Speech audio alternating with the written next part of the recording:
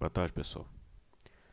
Nesse vídeo aqui eu vou falar sobre a mais recente polêmica envolvendo o Papa Francisco. Recentemente, o Papa Francisco designou para o cargo de prefeito do Dicastério para a Doutrina da Fé o arcebispo Dom Vítor Manuel Fernandes, o que gerou polêmicas, né? No contexto aqui é o caso. A escolha, né, certamente é melhor do que quem se pensava que seria escolhido, né? Antes disso aí, haviam rumores de que o Francisco escolheria Dom Rainer Wilmer, né, que é um bispo alemão conhecido por apoiar alguns dos aspectos mais controversos do caminho sinodal alemão, enquanto Dom Fernandes, por outro lado, é teólogo e ajudou Francisco a escrever algumas encíclicas. Né? Mais notavelmente, ele ajudou a escrever a Amoris Laetitia.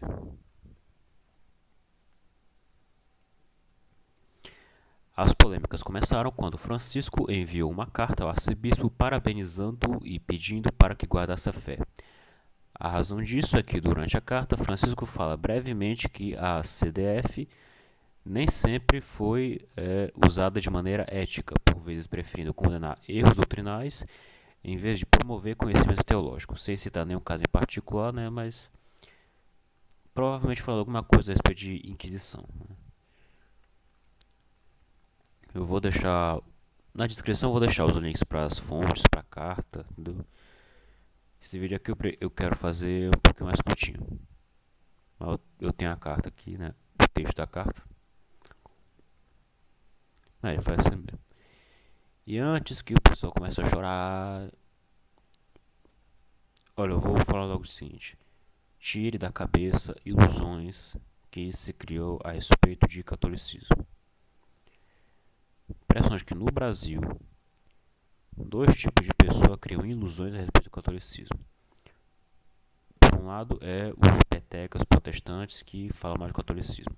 Do outro é apologistas católicos, que talvez na melhor das intenções, tentando defender a fé católica, tentando transmitir a verdade, mas por não ter estudo suficiente, ou por não entender as coisas direito, criaram ilusões a respeito do catolicismo. Essa ilusão de que na Inquisição não teve erro nenhum, na Inquisição não matou ninguém, entendeu? Que na Inquisição não teve erro. Isso é mentira. Teve coisa errada na Inquisição? Claro que teve. Agora, disso aí não se tira que todas as Inquisições foram por si só más, né? Entendeu? Então, é complicado dizer que o Francisco necessariamente está mentindo, está clonando. Não, não está não. Não tá não. Sinto muito.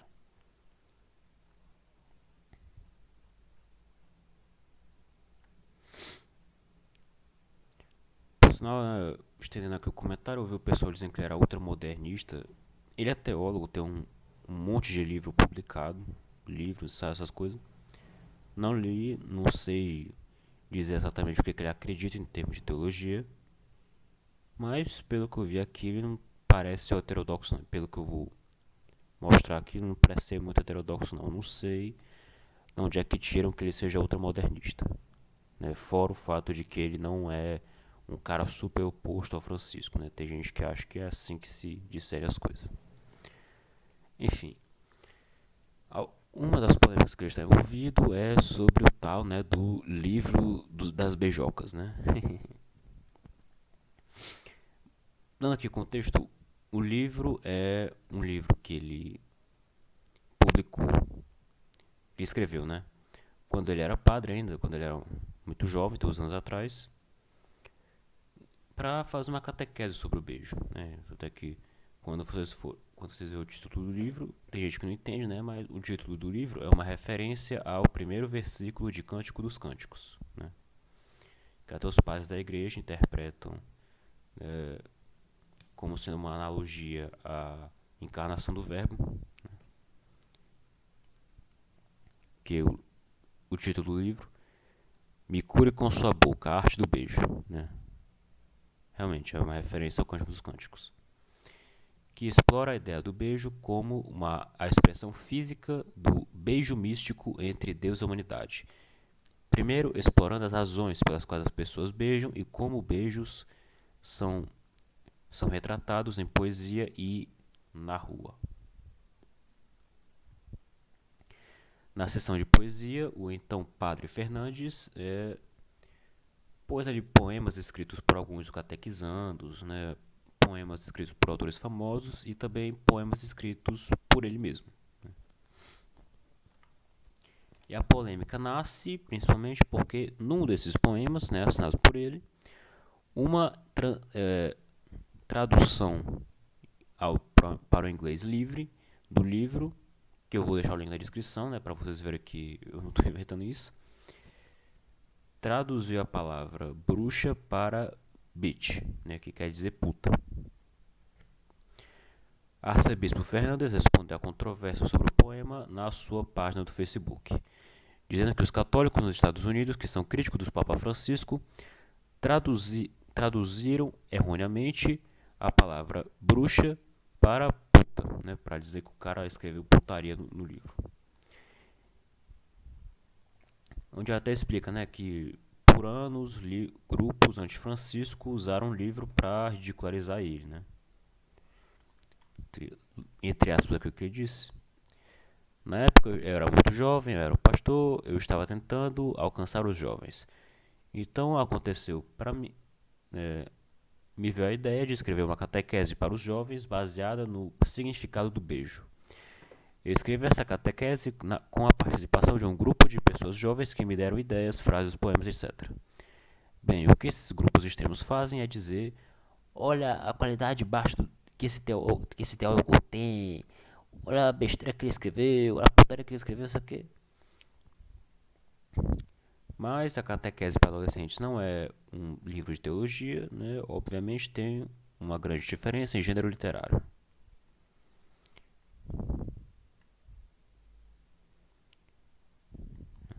É só isso mesmo. Em termos do livro é só isso. Entendeu? Não tem muito para explicar não. Outra polêmica que o Dom Fernandes está envolvido são críticas que ele recebeu em relação a como ele agiu em face de abusos sexuais, né?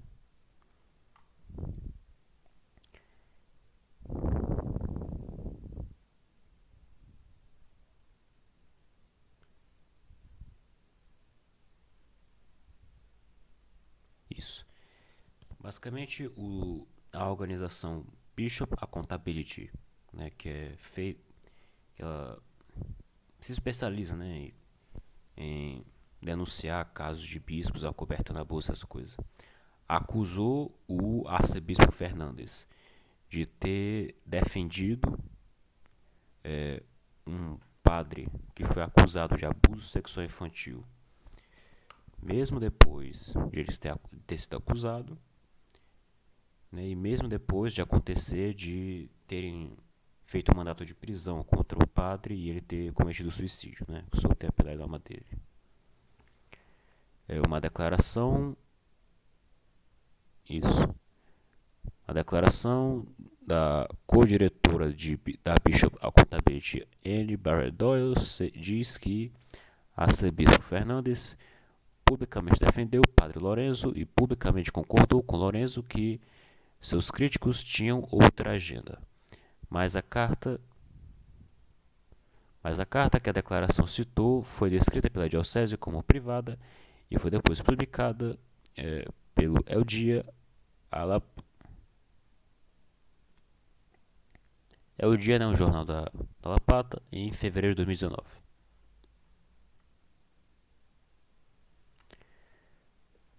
Quatro outras vítimas, quatro outras pessoas, né, que acusaram o padre apareceram e em outubro arcebispo Fernandes removeu o padre Lourenço da paróquia, dizendo que ele requisitou sair por razões de saúde. De acordo com a senhora Barrett Doyle, em dezembro de 2019, horas depois do juiz mandar, né, um mandado de prisão, Lourenço cometeu suicídio. Catholic News Agency reportou em 3 de julho que spokesperson, eu acho que a tradução correta seria A pessoa que fala pela Arquidiocese de La Plata categoricamente negou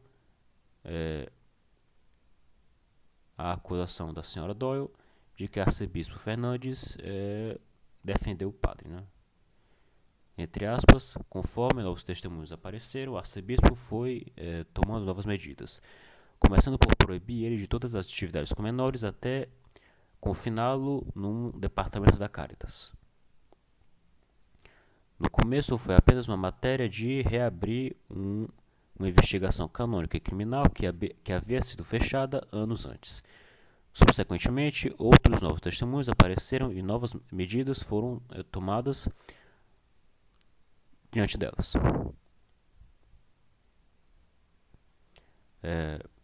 Essa pessoa né, que fala em nome da Arquidiocese, então citou outros casos recentes em que o bispo agiu de acordo com as diretrizes do Vaticano no que diz respeito a alegações de abuso.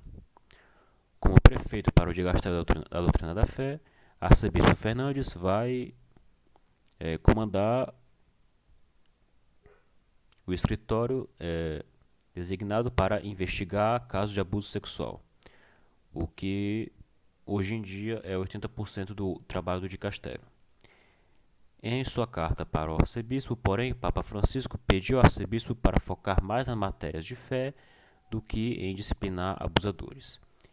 Isso pareceu ser uma resposta a preocupações que arcebispo Fernandes expressou, né, entre aspas, de não se sentir qualificado para ou treinado para guiar o trabalho da DDF. Dado que, por questões disciplinárias né, relacionadas especialmente ao abuso de menores, foi recentemente criado no dicastério uma seção específica com profissionais muito competentes, eu peço a você que, como prefeito, você se dedique personal commitment. Você se dedique pessoalmente de uma maneira mais direta para o principal objetivo do dicastério, que é guardar a fé. O Papa escreveu, né, isso aqui.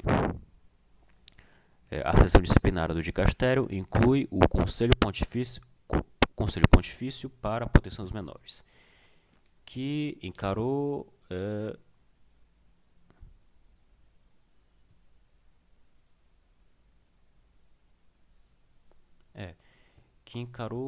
saídas impactantes nos anos recentes, incluindo o do seu cofundador, o expert Hans Zollner, que citou uma falta de transparência e responsabilidade no Conselho como a sua razão para sair.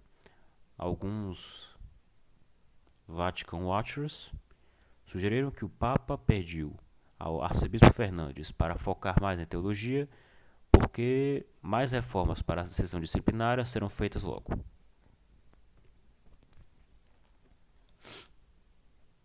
E por último, né,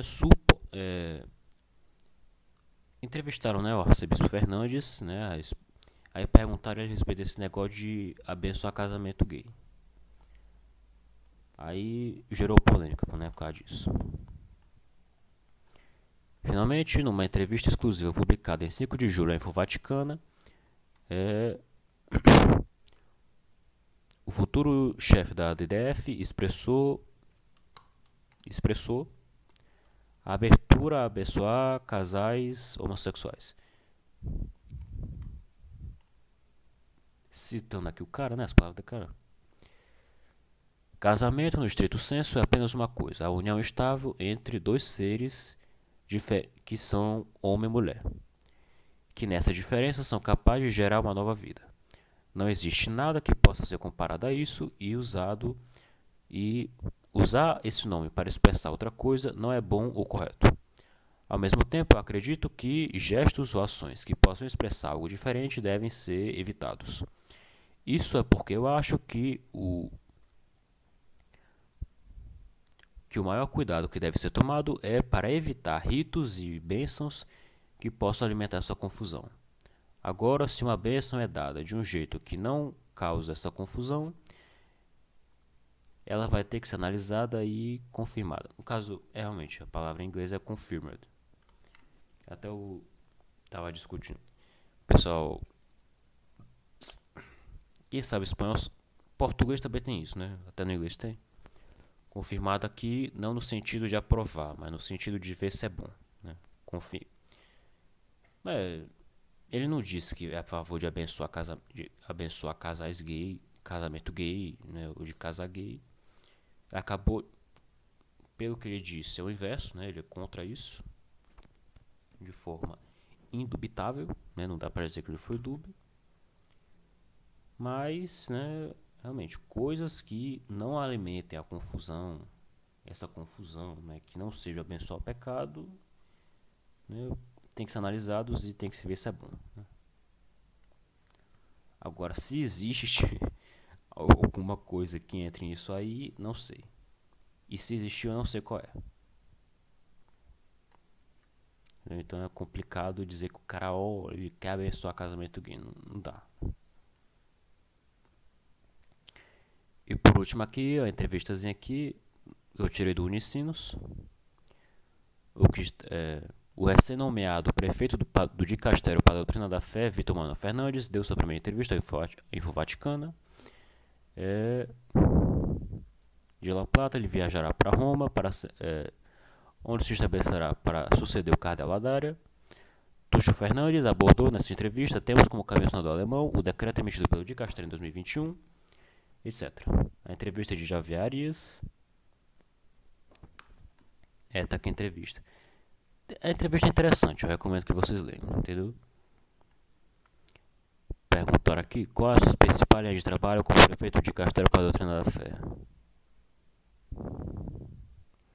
Aí respondeu aqui: ontem enviei uma carta aos membros do Dicastério dizendo-lhes que admirava o cardeal Ladário como teólogo e também pelo seu estilo de trabalho, que considero exemplar, mas acrescentei que o faria à minha maneira, como diz a canção italiana.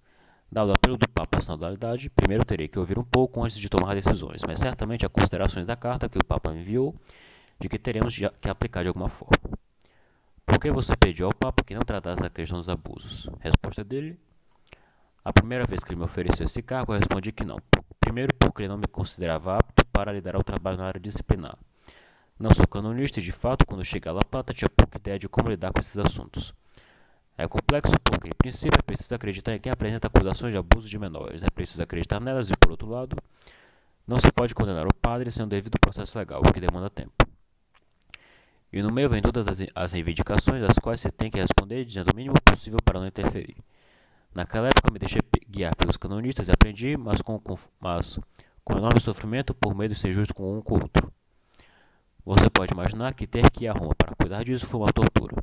Mas o Papa disse-me que, precisamente, o que queria era que o prefeito delegasse essa tarefa à seção disciplinar, que foi criada recentemente porque tem profissionais muito qualificados. E acrescentou, entre aspas, peço-lhe como prefeito que dedique o seu empenho pessoal mais diretamente ao propósito principal do dicastério, relacionado com a fé, teologia e transmissão da fé. Nisso me senti mais confiante. Se a humildade é verdadeira, sinto-me seguro com meu conhecimento teológico, mesmo que tenha escrito muitos livros de oração ou catequese simples. Sou teólogo e o Papa enfatiza em sua carta que foi decano de teologia, presidente da Sociedade Argentina de Teologia e presidente da Comissão Episcopal da Fé e Cultura. Sempre eleito e voto pelos meus pares. Não foi por acomodação ou amizade com Bergoglio. Aí perguntaram.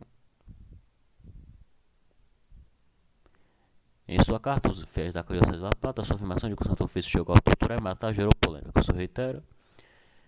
Nessa carta, eu disse que nem tudo era assim, mas não podemos negar que houve torturas e mortes.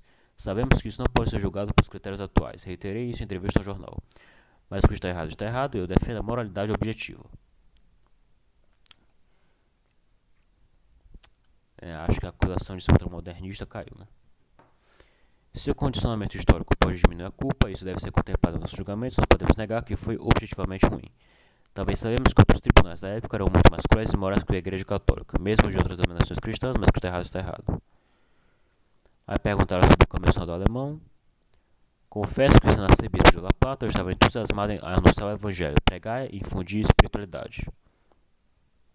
Tanto é que a maioria dos livros dele é sobre Deus, oração, Maria, essas coisas. Eu dediquei pouco tempo a aos internos eclesiásticos. Um ano inteiro fazia um programa de rádio todos os dias dedicado apenas a falar sobre Deus e seus atributos. Os alemães sempre chamam a atenção, e no meu estilo de arcebispo não esteve presente essa preocupação em ordenar mulheres ou coisas assim. Obviamente que agora cabe a mim colocar o assunto em dia, ouvir, conversar, consultar. Por enquanto, devo dizer-vos que não creio que não haja algo de bom nesse movimento alemão. O cardeal Ladaria disse-me uma vez que gostaria que houvesse algum herege que nos forçasse a aprofundar nossa fé. Essa questão histórica nos deixará algo bom, embora seja necessário polir as coisas, especificá-las e amadurecê-las. Com certeza o pessoal vai tentar distorcer isso aqui, mas ele parece ter deixado claro que é ortodoxo na fé, eu pelo menos acho que é, né? Em 2021, esse dicasterio afirmou que casais homossexuais não podem ser abençoados, concorda? Olha, assim como sou firmemente contra o aborto e desafio você a encontrar alguém na América Latina que tenha escrito mais artigos contra o aborto do que eu, também entendo que casamento em sentido estrito é apenas uma coisa. A união estável entre dois seres tão diferentes quanto homem e mulher que nessas diferenças são capazes de gerar uma nova vida. Não há nada que se compare a isso, usar esse nome para expressar outra coisa não é bom nem correto. Ao mesmo tempo, acho que devemos evitar gestos ou ações que possam expressar algo diferente. Por isso, acho que o maior cuidado a ser tomado é evitar ritos e bênçãos que possam alimentar essa confusão. Agora, se uma bênção for dada de tal forma que não cause essa confusão, ela terá que ser analisada e confirmada. Como verás, há um ponto em que se sai de uma discussão propriamente teológica e se passa por uma questão bastante prudencial e disciplinar. A perguntaram para ele se a doutrina é algo que pode mudar ou precisa ser mantida intacta como foi por centenas de anos.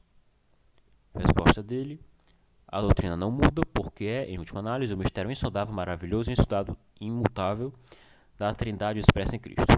Tudo está lá, e isso não pode melhorar nem mudar. Não há nada a acrescentar. Outra coisa é o nosso entendimento dessa doutrina. E isso de fato mudou e continuará mudando. É por isso que na Dei Verbum se diz, por exemplo, que o trabalho dos exegetas pode amadurecer a opinião da igreja.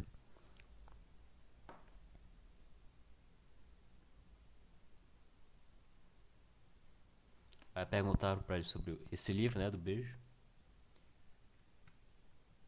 Resposta dele: qualquer teólogo estudioso bíblico ou escritor sabe que para interpretar um texto é fundamental colocar-se claramente diante do próprio gênero e não pedir o que ele não pode dar. Esse é um livro que fiz com um grupo de jovens quando eu era um pastor muito jovem.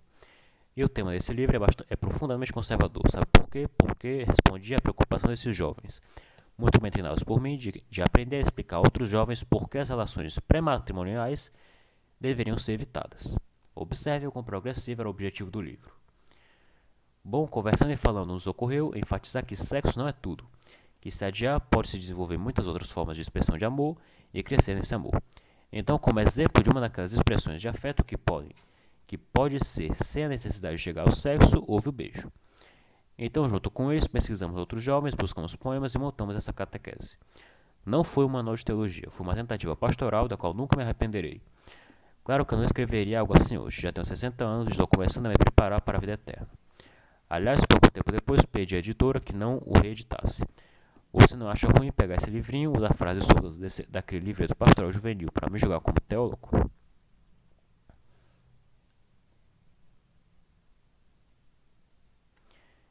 Aí perguntaram aqui, né? Finalmente, sua nomeação gerou polêmica em alguns círculos eclesiais que temem que você possa realizar uma tarefa longe do que deveria ser o prefeito de Castelo para a doutrina da fé.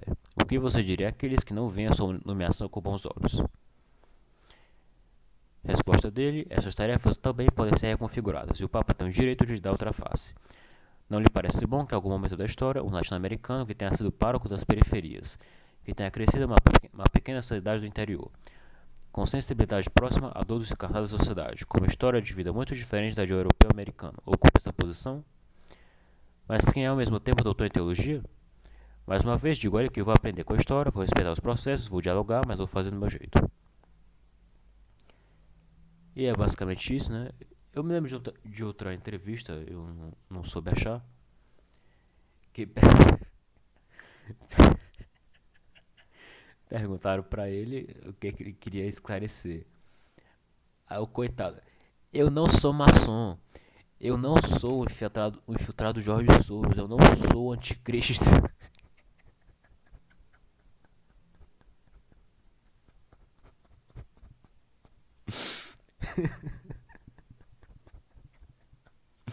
Chegou nesse ponto. Chegou nesse ponto. O Papa. Se o Papa dá um cargo pra um bispo, ele só pode. O pessoal acha que pode presumir que ele é maçom, que ele é do Jorge Soros.